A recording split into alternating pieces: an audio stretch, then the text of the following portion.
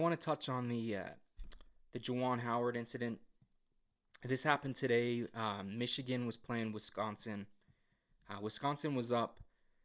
Not a 20. I don't think it was a 20-point lead. It was 77-63, and Michigan was full court pressing.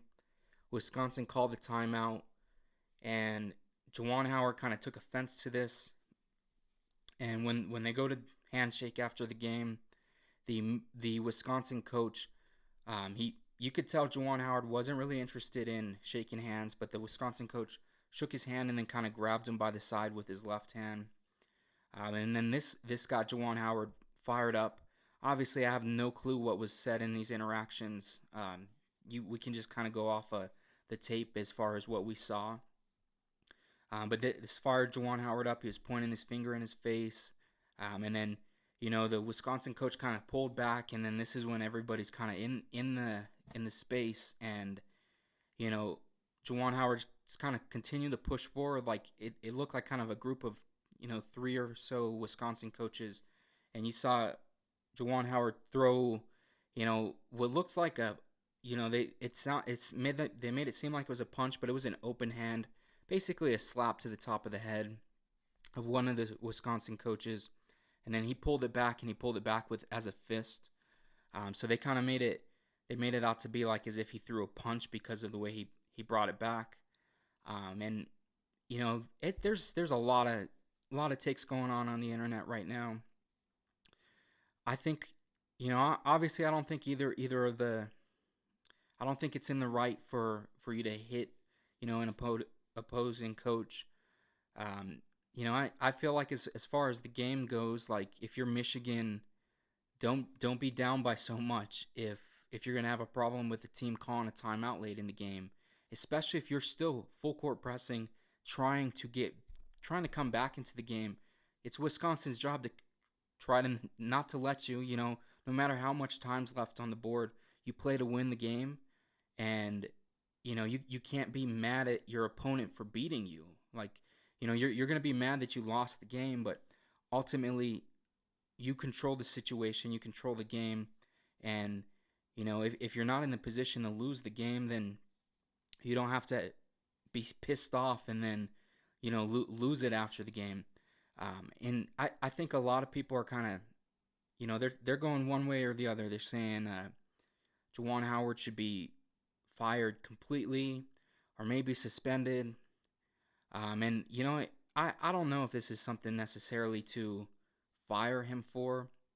I do remember, when I was younger, there was a situation with, I don't even know when exactly this happened. It could have even been before I was watching. But I do recall the Bob Knight situation.